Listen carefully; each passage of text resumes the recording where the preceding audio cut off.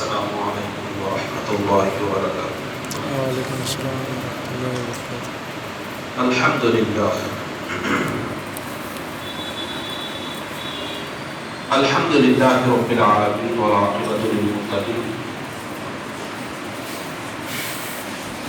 والصلاة والسلام علی سید الانبیاء واشرف المرسلین وعلى آلہ الطیبین الطاہرین واصحابہ الاکرمین ومن تبعهم بإحسان إلى يوم الدين، أما بعد،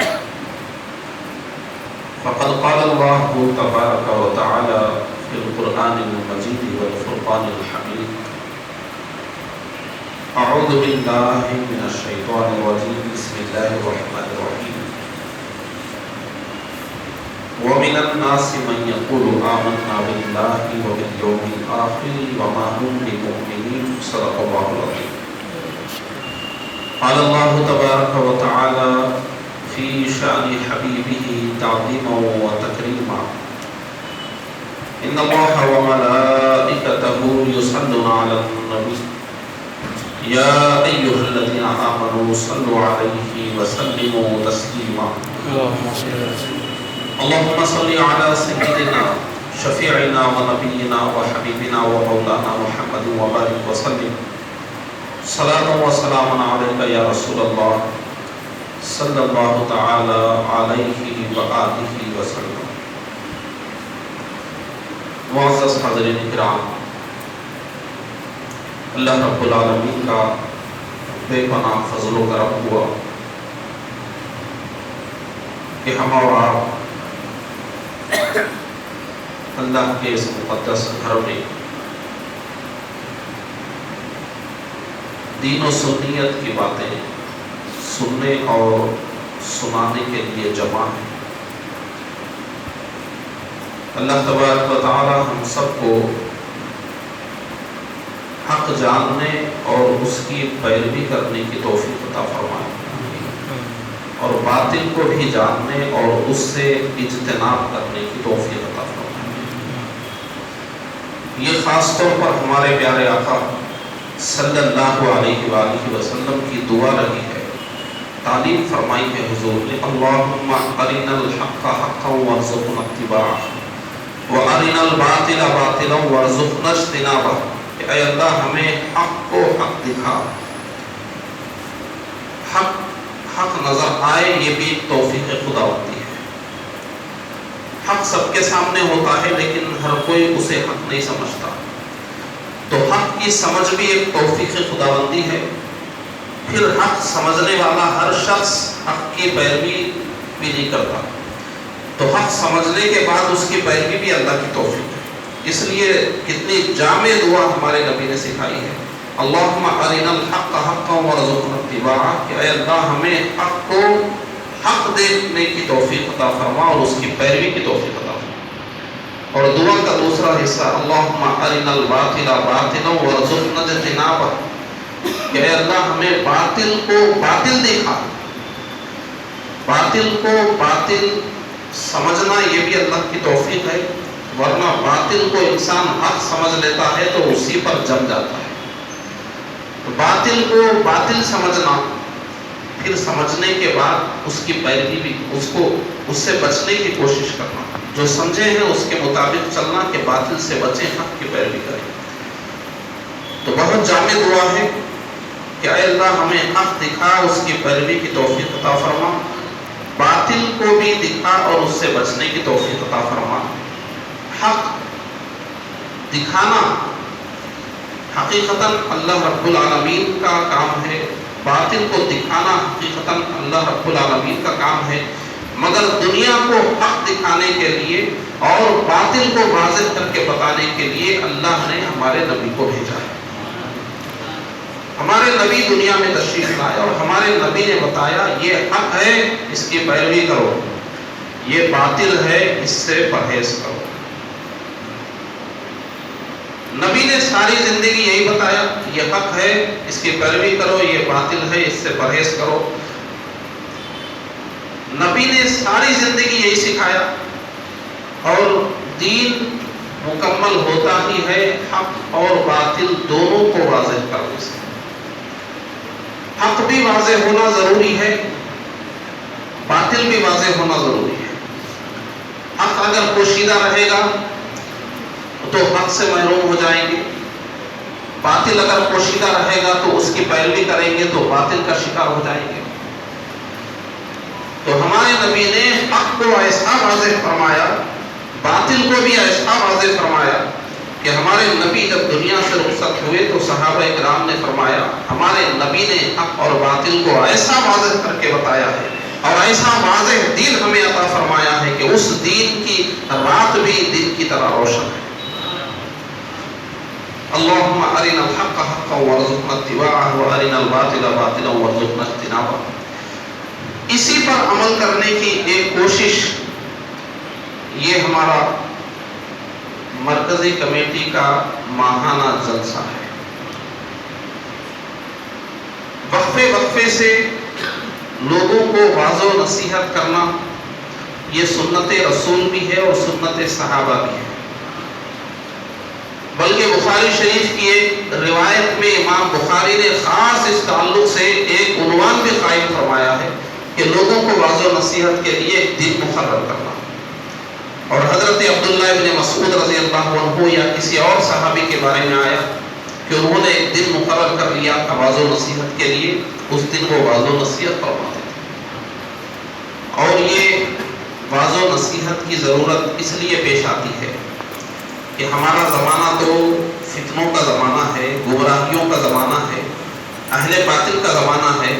اس زمانے کو تو چھوڑ دیجئے، جو خیر القرون کا زمانہ تھا، صحابہ تابعین اور تبع تابعین کا زمانہ تھا، جس وقت گمراہیاں کم تھی، اہل حق کا غلبہ تھا، اس کے باوجود بھی انہوں نے وقفے وقفے سے عامت المسلمین کی واعظ اور نصیحت کے لیے دنوں کو مقرر کیا تھا کہ کہیں کوئی گمراہی میں نہ پڑ جائے، کہیں کوئی حق سے دور نہ ہو جائے۔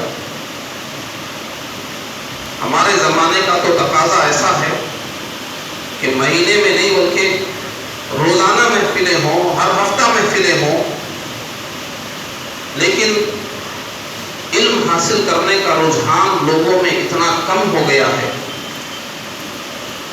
کہ جیسے کہ بخاری کی روایت کے مطابق صحابی رسول سے لوگوں نے پوچھا کہ آپ ہفتے میں ایک دن واعظ فرماتے ہیں، آپ جیسے علم رکھنے والے نبی کے صحابی کو تو روز واعظ دینا چاہیے۔ تو معلوم ہے انہوں نے کیا جواب دیا تھا؟ انہوں نے فرمایا تھا میں روزانہ اگر واعظ کروں گا تو تم بیدار ہو جاؤ، ہفتے میں ایک دن بیٹھوں گا تو تم لوگ سنو۔ آج علم کی بہت زیادہ ضرورت، روزانہ بھی اگر ہم بیٹھیں گے تو کم ہے، لیکن ہماری دینی محفلوں سے بیزاری اور دینی محفلوں سے ہماری بے رغبتی اتنی زیادہ ہو گئی ہے کہ جب ایک محفل وقفے وقفے سے بھی ہوتی ہے تو محفل میں کھڑے ہونے والے مقرر کو سامعین کو پکڑ کر رکھنے کے لیے کوشش کرنا پڑتا ہے کہ کہیں کوئی چلے نہ جائے، چلے نہ جائے، چلے نہ جائیں۔ اس فکر میں مقرر کی آدھی قوت صرف ہوتی رہی، یعنی جو مہینے میں ایک بار بھی آئے ہیں تو ان کا بھی بھروسہ نہیں ہے کہ وہ پورا واعظ سنیں گے، واعظ اچھا لگے گا تو یقیناً سنیں گے، مزہ نہیں آئے گا تو کوئی بھروسہ نہیں۔ سید الواعظین سرکار سیدنا غوث اعظم رضی اللہ عنہ ہمارے بزرگ جو واعظین تھے جانتے ہیں وہ کیا فرماتے تھے؟ وہ فرماتے تھے تقریر اور وعظ کرنے کا مقصد لوگوں کی اصلاح ہے، سننے کا مقصد بھی اصلاح ہے کہ میری اصلاح ہو، میرے علم میں اضافہ ہو، میری اصلاح ہو۔ تقریر سننے کا مقصد حصول لذت نہیں ہے، لطف حاصل کرنا نہیں ہے، اس کے لیے نعتیہ محفل ہے، لطف اندوز ہونے کے لیے نعتیہ محفل ہے، اس میں انسان نعتیہ اشعار کے ذریعے ترنم میں جب وہ پیش ہوتے ہیں، پھر اس میں مقامات رسالت بیان ہوتے ہیں، وہ محفل ہی جھومنے کی ہوتی ہوتی ہے، اس میں بڑے بڑے سنجیدہ لوگ بھی آپ کو جھومتے ہوئے نظر آئیں گے، سب کی سنجیدگی رخصت ہو جاتی ہے، سب جھومتے رہتے ہیں، لیکن محفل باز لطف اندوزی یا جھومنے کے لیے نہیں ہوتی ہے، رونے گڑ گڑانے کے لیے، اپنے گناہوں کو دیکھنے کے لیے ہوتی ہے۔ سرکار غوث اعظم جب واعظ فرماتے تھے، آپ کے واعظ میں جو گنہگار ہوتے تھے رو رو کر وہ توبہ کر لیتے تھے، جو اللہ والے ہوتے تھے ان کی پرہیزگاری میں اور چار چاند لگ جاتے تھے، اور اگر کسی طرح کوئی عیسائی اور یہودی آ جاتا تو اسے اسلام کی توفیق نصیب ہو جاتی، اور جو پہنچے ہوئے بزرگ ہوتے، اللہ کی معرفت جنہیں حاصل ہوتی، انہیں سرکار غوث اعظم کے واعظ میں علوم کا وہ دریا ملتا تھا کہ کتنوں نے آپ کے واعظ کی محفل میں جان دے دی۔ واعظ کی محفل اصلاح کے لیے ہوتی ہے، علم حاصل کرنے کے لیے ہوتی ہے، جہالتوں کو اور بیامانیوں کو دور کرنے کے لیے ہوتی ہے۔ آج ہم خاص طور پر عقائد اہل سنت و جماعت کے عنوان سے بیٹھے ہیں۔ اہل سنت و جماعت، اہل سنت و جماعت کا شعور ہماری نسلوں میں بیدار کرنے کی ضرورت ہے۔ اہل سنت و جماعت کا مطلب کیا ہے؟ اہل سنت و جماعت کو عام الفاظ میں سنیت کہتے ہیں۔ اہل سنت و جماعت سے تعلق رکھنے والے کو عام زبان میں سنی کہتے ہیں۔ سنی اور سنیت کتنی اہم چیز ہے اور کیا چیز ہے، یہ سمجھنے کی آج بہت ضرورت ہے۔ قرآن مجید کی جو آیت میں نے آپ کے سامنے پیش کی ہے، سورہ بقرہ شریف کی وہ آیت ہے۔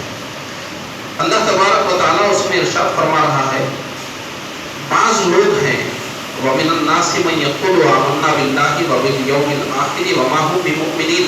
بعض لوگ ہیں جو کہتے ہیں کہ میں اللہ پر ایمان لایا، آخرت کے دن پر ایمان لایا، مگر وہ ایمان والے نہیں ہیں۔ وہ کیا کہہ رہے ہیں؟ میں اللہ پر ایمان لایا، آخرت کے دن پر ایمان لایا، مگر پھر بھی قرآن کہہ رہا ہے وہ مومن نہیں ہے۔ ایسا کیوں؟ کلمہ پڑھنا ہی تو ایمان ہے، شہادتین ادا کرنا ہی تو ایمان ہے، اللہ کو ماننا، آخرت کو ماننا ہی تو ایمان ہے۔ یہی جب ایمان ہے، نبی اسی کی دعوت دینے آئے تھے۔ نبی تو اہل مکہ سے یہی کہہ رہے تھے، اللہ کو مانو، قیامت کے دن کو مانو، تم ایک دن فنا ہو جاؤ گے، اٹھو گے، حساب و کتاب دینا ہے، اس کو مانو۔ یہی تو نبی کی دعوت تھی، یہی تو نبی کا مطالبہ تھا، یہی تو حق نبی لے کر آئے تھے۔ مگر اس کے باوجود کچھ لوگ کہہ رہے ہیں ہم آپ کی دعوت کو قبول کرتے ہیں، ہم ایمان لائے اللہ پر، ہم یہ بھی مان چکے کہ ہم ایک دن مریں گے، ہماری ہڈیاں جب بوسیدہ ہو جائیں گی تو اللہ تعالیٰ پھر ہمیں اٹھائے گا، پھر اللہ تبارک و تعالیٰ کی بارگاہ میں پیش ہوں گے، قیامت کا دن ہوگا۔ آپ جو جو کہتے ہیں وہ سب ہم مانتے ہیں، اس کا اقرار کرتے ہیں، اس کے باوجود قرآن نے کہا یہ ایمان والے نہیں ہیں۔ قرآن پڑھنے والا پریشان ہو جاتا ہے، نبی تو یہی مطالبہ فرما رہے تھے، یہ مطالبہ ماننے کے باوجود بھی ایمان والا نہیں تو ایمان ہے کیا؟ پھر کس چیز کا نام ایمان ہے؟ یہ بولنے کے باوجود کیوں انہیں مومن نہیں کہا گیا؟ آج بہت باتیں ہوتی ہیں نا کہ اہل سنت و جماعت ہی حق پر کیوں ہے، سنی ہی حق پر کیوں ہے، دیگر جماعتیں کیوں حق پر نہیں ہیں؟ کیا وہ کلمہ نہیں پڑھتے ہیں؟ کیا وہ نماز نہیں پڑھتے ہیں؟ کیا وہ روزہ نہیں رکھتے ہیں؟ کیا وہ زکوٰۃ نہیں دیتے ہیں؟ کیا وہ حج نہیں کرتے ہیں؟ کیا وہ مسجدیں نہیں بناتے ہیں؟ کیا وہ کتابیں نہیں پڑھتے ہیں؟ قرآن پڑھتے ہیں، سب ہے، مگر اس کے باوجود آپ لوگوں کی عجیب منطق ہے، آپ انہیں اہل سنت و جماعت میں شمار نہیں کرتے۔ یہ کوئی عجیب منطق نہیں ہے، یہ قرآنی فلسفہ ہے۔ قرآن نے ایمان کا اقرار کرنے کے باوجود، آخرت کا اقرار کرنے کے باوجود فرمایا وَمَا هُمْ بِمُؤْمِنِينَ۔ قرآن پڑھنے والے کے ذہن میں سوال پیدا ہوا، اتنا سب ماننے کے بعد بھی ایمان والا نہیں کہا جا رہا ہے، کیا وجہ ہے اس کی؟ تو جب یہ قرآن پڑھنے والا اور تھوڑا آگے بڑھا، اور تھوڑا آگے بڑھا، اور تھوڑا آگے بڑھا، تو آگے چند آیتوں کے بعد اس کو ملا کہ اس وجہ سے ان کے اقرار کے بعد بھی انہیں کہا گیا ایمان والے۔ آگے اللہ نے فرمایا وَإِذَا خَلَوْا إِلَىٰ شَيَاطِينِهِمْ قَالُوا إِنَّا مَعَكُمْ۔ یہ جو کہہ رہے ہیں ہم اللہ پر ایمان لائے، لا الہ الا اللہ محمد رسول اللہ، نماز پڑھ رہے ہیں، سب کچھ کر رہے ہیں، آخرت پر ایمان لا رہے ہیں، پھر بھی یہ ایمان والے نہیں، اس لیے کیوں کافروں سے ملتے ہیں تو ان سے کہتے ہیں ہم آپ کے ساتھ ہیں، ہم ایک ہی ہیں، ہم آپ کے ساتھ ہیں، انا معکم، یہ قرآن کے الفاظ ہیں۔ ان لوگوں کا یہی جو جملہ تھا انا معکم، یہ ان کا کفریہ جملہ تھا، اسی جملے کے اوپر قرآن مجید نے حکم لگایا انا معکم کہنے کے بعد کلمہ پڑھنے سے کوئی فائدہ نہیں ہوگا، رسول کے پیچھے نماز پڑھنے سے کوئی فائدہ نہیں ہوگا، مسجد نبوی میں نماز پڑھنے سے کوئی فائدہ نہیں ہوگا، بدر و احد کی طرف قدم بھی اٹھائیں گے اس سے کوئی فائدہ نہیں ہوگا، حج کے لیے جائیں گے کوئی فائدہ نہیں ہوگا، کیونکہ انا معکم زبان سے کہا، کفار اور مشرکین سے کہا ہم تمہارے ساتھ ہیں، ہم تمہارے ساتھ ہیں، تمہارے مذہب پر ہیں، اور وہاں جو ہم کہہ رہے تھے وہ صرف ہم مذاق کر رہے ہیں۔ اللہ نے فرمایا اللہ کو دھوکہ دینا چاہتے ہیں، اللہ کے رسول کو دھوکہ دینا چاہتے ہیں، ایمان والوں کو دھوکہ دینا چاہتے ہیں، اللہ تعالیٰ ان کا راز کھول دے گا، ایمان والے جان جائیں گے کہ ان کے اقرار میں کتنا دم ہے۔ معلوم کیا ہوا قرآن مجید کی ان آیتوں سے کہ صرف میں مسلمان ہوں کہہ دینا، میں مومن ہوں کہہ دینا، میں کلمہ پڑھتا ہوں کہہ دینا، یہ کہنا کافی نہیں ہوتا ہے، انسان کی باتیں اور اس کے کام بھی اس کی صداقت دینا چاہیے۔ آپ ہمیں بتائیے آج ہم اہل سنت و جماعت اور سنیت کو سمجھنے کے لیے بیٹھے ہیں، بہت قسم کی باتیں آج ہوتی ہیں کہ اس بنیاد پر اتحاد ہونا چاہیے، اس بنیاد پر اتحاد ہونا چاہیے، بہت سی چیزوں کو اتحاد کی بنیاد بتایا جاتا ہے، کبھی کلمہ طیبہ کو، کبھی خانہ کعبہ کو، کبھی قرآن مجید کو، کبھی اللہ کی ذات کو، کبھی رسول کی ذات کو، کہ ان بنیادوں پر اتحاد ہونا چاہیے۔ لیکن آپ ہمارے 1400 سال کے بزرگوں کی پوری تاریخ دیکھیے، ابو بکر صدیق رضی اللہ عنہ نے تلوار اٹھائی، منکرین زکوٰۃ سے اتحاد نہیں کیا، عمر فاروق رضی اللہ عنہ نے ایرانیوں سے اتحاد نہیں کیا، عثمان غنی رضی اللہ عنہ نے بلوائیوں سے اتحاد نہیں کیا، حضرت علی مرتضیٰ رضی اللہ عنہ نے خارجیوں سے اتحاد نہیں کیا، جبکہ بہت ضرورت تھی افراد کی آپ کو، مگر خارجیوں سے آپ نے اتحاد نہیں کیا۔ اور آگے بڑھتے چلے جائیے، جتنے زمانے آپ نیچے اترتے آئیں گے، ہمارے ائمہ اربعہ کو آپ لیں گے تو امام احمد ابن حنبل رضی اللہ عنہ نے مامون سے اتحاد نہیں کیا، مجدد الفسانی ہندوستان میں تشریف لائے، روافض سے اور دین الہی کے ماننے والوں سے آپ نے اتحاد نہیں کیا۔ ہمارے بزرگوں کا پورا ایک سلسلہ ہے 1400 سال کا، آپ دیکھ لیجئے، انہوں نے ہمیشہ یہ کہا اہل سنت و جماعت کی پیروی کرو، اور جو اہل سنت و جماعت سے ہٹ جائے اس سے پرہیز کرو۔ سرکار غوث اعظم رضی اللہ عنہ سے بڑی مثال کس کی ہو سکتی ہے؟ آج ہم حالات کا حوالہ دیتے ہیں، مسلمان مارے جا رہے ہیں، کاٹے جا رہے ہیں، یعنی دنیا میں جو بھی برائی ہو رہی ہے ان سب کا ٹھیکرا لا کر سنیت پر ہی پھوڑتے ہیں۔ آج کچھ نہیں ہے، سرکار غوث اعظم کے زمانے میں کتنا خون بہ رہا تھا مسلمانوں کا، کتنے اختلافات تھے سرکار غوث اعظم کے زمانے میں۔ آپ جانتے ہیں اختلاف کا حل صلح اور اتحاد نہیں ہوتا، اختلافات کا حل علم کو پھیلانا، حق کو واضح کرنا، اور آنے والی نسلوں کو حق کے تابع کر کے اہل باطل کو یا تو پیچھے کر دینا یا اہل باطل کو گمنام کر دینا اور اہل حق کا بول بالا کرنا، یہ ہوتا ہے اختلافات کا حل۔ اختلافات کا حل اتحاد نہیں ہوتا۔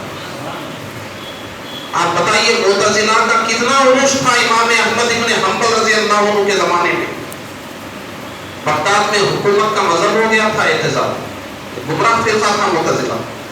امام احمد ابن حنبل رضی اللہ عنہ کو خلق قرآن کے مسئلے میں معتزلہ کہتے تھے قرآن مخلوق نہیں ہے، قرآن کو وہ مخلوق کہتے تھے کہ قرآن کو مخلوق کہو۔ امام احمد ابن حنبل رضی اللہ عنہ فرماتے تھے قرآن اللہ کا کلام ہے، اللہ کی صفت ہے، اللہ کی کوئی بھی صفت مخلوق نہیں ہے۔ معتزلی اتنے پھیلے کہ مامون رشید کو تک انہوں نے متاثر کر دیا اور حکومت کا مذہب ہی اعتزال ہو گیا، اور امام احمد ابن حنبل رضی اللہ عنہ کو کوڑے تک لگائے گئے، اور آپ سے آخر میں یہ کہا گیا کہ ایک بار آپ کہہ دیجئے دیجئے, ایک بار کہہ دیجئے, بس ایک جملہ آپ بول دیجئے, صرف ایک جملہ بول دیجئے کہ اللہ کا کلام اللہ مخلوق ہے, لیکن آپ نے کوڑے کھانا گوارا فرمایا مگر آپ نے یہ جملہ نہیں کہا. سبحان اللہ. آپ کے بعد آپ نے اعتزال کا مقابلہ کیا. ابو الحسن اشعری رحمۃ اللہ تعالیٰ علیہ انہوں نے اعتزال کا مقابلہ کیا, اور معتزلی جو ایک بغداد کے پورے حصے پر, بلکہ وہ مملکت اسلامیہ کا مرکز تھا, وہاں کے حکمرانوں کو انہوں نے اپنا تابع کر لیا تھا, حکومت کا مذہب اعتزال ہو گیا تھا, مگر ان بزرگوں نے اتنی محنت کی کہ چند دہائیوں کے بعد معتزلہ گمنام ہو گئے, اہل سنت کا بول بالا ہو گیا. سرکار غوث اعظم کا زمانہ لیجیے, سرکار غوث اعظم کے زمانے میں کیا کم اختلافات تھے, سنی اور شیعہ کے اختلافات عروج پر تھے. سرکار غوث اعظم کے زمانے میں شافعیوں اور حنبلیوں کے اختلافات عروج پر تھے. بہت اختلافات سے, سیاسی اختلافات بھی تھے, مذہبی اختلافات بھی تھے, مسلکی اختلافات بھی تھے, مشربی اختلافات بھی تھے. اتنے اختلافات تھے کہ آپ سرکار غوث اعظم کی سیرت پڑھیں گے تو آپ کو اندازہ ہوگا, آپ کہیں گے کہ آج کے دور میں ہمارے کچھ بھی اختلافات نہیں ہے, سرکار غوث اعظم کے زمانے میں بہت اختلافات تھے. سرکار غوث اعظم نے اس زمانے میں اختلافات سے متاثر ہو کر اختلاف کرنے والوں سے اتحاد نہیں فرمایا, بلکہ آپ نے پوری زندگی کا ایک منصوبہ بنایا کہ پوری زندگی اس انداز میں کام کیا جائے کہ اہل باطل پسپا ہو جائے اور اہل حق کا بول بالا ہو جائے. اور یاد رکھیے, ہمیشہ سے اہل باطل کا مقابلہ اہل علم ہی کرتے چلے آئے. کیوں؟ کیونکہ اللہ نے ہمارے نبی کو معلم کائنات بنا کر بھیجا ہے, علم دینے والا بنا کر بھیجا ہے. اللہ کے رسول نے علم عطا فرمایا ہے, علم کو اپنی وراثت قرار دیا ہے, اور علم کو اسلام کی زندگی قرار دیا ہے. جب کہیں باطل سر اٹھائے گا, علم کے ذریعے ہی اس کا مقابلہ ہوگا. سرکار غوث اعظم نے معلوم ہے کیا کیا, سرکار غوث اعظم کی پوری حیات طیبہ پڑھی. سرکار غوث اعظم کی زندگی کا یہ ایسا پہلو ہے جس کو بہت کم بیان کیا جاتا ہے. سرکار غوث اعظم کی صرف کرامتیں بیان ہوتی ہیں, آپ کے کشف بیان ہوتے ہیں, دیگر چیزیں بیان ہوتی ہیں, لیکن آج سرکار غوث اعظم کی زندگی کا میں ایک ایسا پہلو بتاؤں گا کہ جو آج بتانے کی بہت سخت ضرورت ہے اور لوگوں کی اصلاح کی بہت سخت ضرورت ہے. آج اہل مدارس کو بھی نشانہ بنایا جاتا ہے, مولویوں کو بھی نشانہ بنایا جاتا ہے, درسگاہوں کو بھی نشانہ بنایا جاتا ہے, مفتیوں کو بھی نشانہ بنایا جاتا ہے, قرآن کی تفسیر بیان کرنے والوں کو بھی نشانہ بنایا جاتا ہے. لیکن سرکار غوث اعظم کی سیرت پڑھی گئی, سرکار غوث اعظم کی سیرت پڑھنے کی ضرورت ہے. سرکار غوث اعظم نے جب بغداد میں دیکھا کہ یہ حالات ہے امت مسلمہ کے, تو معلوم ہے آپ نے کیا کیا, امت مسلمہ کی اصلاح کے لیے آپ جس مدرسے سے پڑھ کر فارغ ہوئے تھے, مدرسہ مخزومیہ, آپ کے استاذ گرامی نے آپ کے حوالے مدرسہ کر دیا تھا, آپ نے اس مدرسے کو اور بڑا کیا اور اس مدرسے کا نام مدرسہ قادریہ رکھا گیا. اور مدرسہ قادریہ کے لیے آپ نے چندہ فرمایا, مدرسہ قادریہ کے لیے چندہ فرمایا, اور چندے کی ایک ایسی نوعیت میں آپ کو بتاؤں گا. بغداد کے لوگوں کو کتنی امید تھی مدرسہ قادریہ سے, مدرسے کے مولویوں سے, سرکار غوث اعظم کے مدرسے سے, کہ ایک عورت جن کے پاس کچھ بھی نہیں تھا وہ اپنے شوہر کو لے کر آئی اور انہوں نے کہا یہ میرا مہر باقی ہے, آدھا مہر میں معاف کر دوں گی بشرطے کہ بقیہ آدھا مہر کے بدلے میں آپ کے مدرسے میں مزدوری کریں. اس طرح بغداد کے لوگوں نے مدرسے کو چندہ دیا تاکہ آئے مدرسے میں پڑھ کر مولوی وہاں سے فارغ ہوں. سرکار غوث اعظم نے مدرسے کے لیے چندہ فرمایا, مدرسہ قائم فرمایا, اور پوری دنیا سے لوگوں کو بلا کر مدرسے میں آپ نے اس طرح سے علم دین کی خدمت فرمائی کہ معلوم ہے سرکار غوث اعظم کی زندگی میں سوانح نگاہ لکھتے ہیں کہ آپ نے جب وہ مدرسہ قائم فرمایا وہاں سے لے کر 33 سال تک آپ باحیات رہے, اور ان 33 سالوں میں ہر سال پوری دنیا سے آنے والے قریب 3000 لوگ پڑھ کر وہاں سے عالم بن کر نکلتے تھے. ہر سال 3000 نکلتے تھے. 33 سال کا مطلب 1 لاکھ سے زائد علماء نکلے, اور لکھنے والوں نے یہاں تک لکھا کہ حضور نے اپنے بعد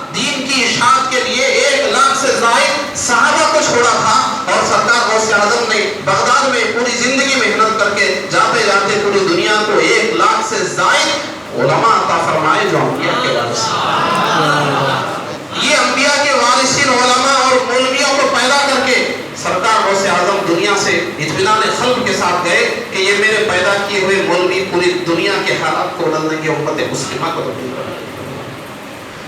درسگاہ سرکار غوث اعظم کی درسگاہ سے یہ جو 1 لاکھ مولوی پیدا ہوئے، معلوم ہے ان کے کارنامے کیا ہیں؟ یہ لوگ ساری زندگی درسگاہ میں پڑھتے رہے اور اس کے بعد جب درسگاہ سے نکلے تو میدان میں آئے۔ درسگاہ سے نکلے تو میدان میں آئے۔ یہ لوگ وہ نہیں تھے جو کھا پی کر صبح 12 بجے اٹھتے تھے، یہ وہ لوگ تھے راتوں میں بھی تلاوت کرتے تھے، دن میں بھی روزے رکھتے تھے۔ سبحان اللہ۔ اور سنیے سرکار غوث اعظم کے مدرسے سے نکلنے والے مولویوں نے اس زمانے میں کیا کارنامہ انجام دیا۔ اس زمانے کا سب سے بڑا خطرہ اسلام کے لیے عیسائی تھے۔ آپ 6ویں صدی اٹھا کر پڑھیے، پورے عیسائی اپنے اختلافات کو چھوڑ کر سارے متحد ہو گئے تھے کہ ٹھیک ہے آپ کا ہمارا جھگڑا ہے لیکن اسلام کو ختم کرنا ہے، ہم سب متحد ہو جائیں اور لاکھوں کی فوج تیار کریں اور اس کے بعد مسلمانوں کے خاتمے کے لیے فیصلہ کن جنگ لڑنا چاہیے۔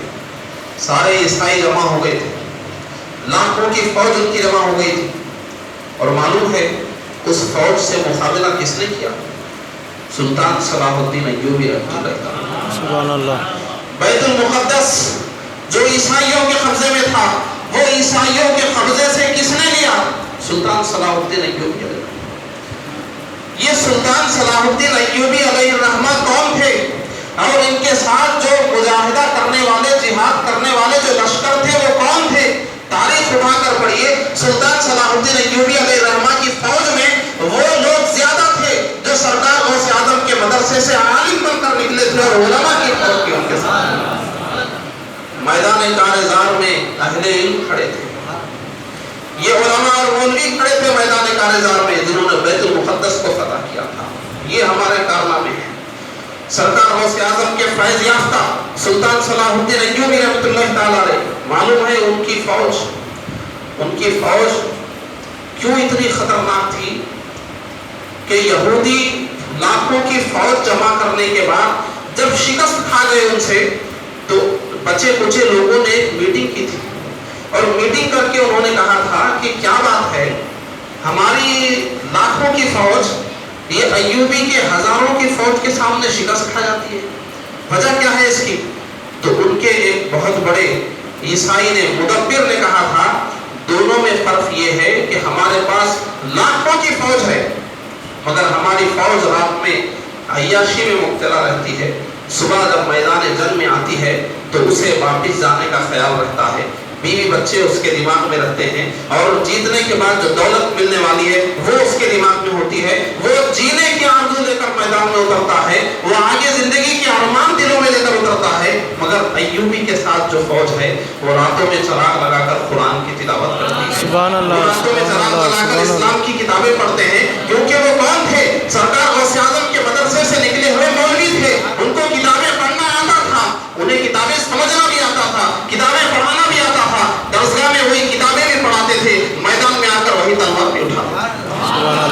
جن کو کتابیں پڑھنا نہ آئے وہ میدان میں تلوار بھی نہیں اٹھا سکتے، وہ میدان میں آئے تھے اور راتوں میں وہ قرآن کی تلاوت کرتے تھے، حدیث کی کتابیں پڑھتے تھے، فقہا کی کتابیں پڑھتے تھے، رات بھر ان کی اس طرح گزرتی تھی اور جب صبح نکلتے تھے عیسائیوں کے سامنے کھڑے ہوتے تھے تو جینے کی آرزو میں نہیں کھڑے ہوتے تھے، مرنے کی آرزو میں کھڑے ہوتے تھے اور ان کے دلوں میں تمنا ہوتی تھی اگر میں مر گیا تو شہادت کا درجہ مل جائے گا، اگر زندہ رہ گیا تو مسجد اقصی کی فتح کو دیکھنا نصیب ہوگا، سبحان اللہ، تو میری روح دیکھے گی، زندہ رہوں تو جسم کے ساتھ دیکھوں گا، اس نیت کے ساتھ صبح لڑتے تھے۔ اور معلوم ہے کیا ہوتا تھا؟ 5-5 لاکھ عیسائیوں کے سامنے 50,000 مسلمان فتح سے کام۔ یہ تلوار اٹھانے والے وہی مولوی تھے جو سرکار غوث اعظم کے پیدا کرتا تھے۔ مدرسہ قادریہ کے نکلے ہوئے 1 لاکھ علماء میں کتنے ہزار تھے جو سلطان صلاح الدین ایوبی کی فوج۔ مولوی ایسی فوجوں میں ہوتے ہیں، یزید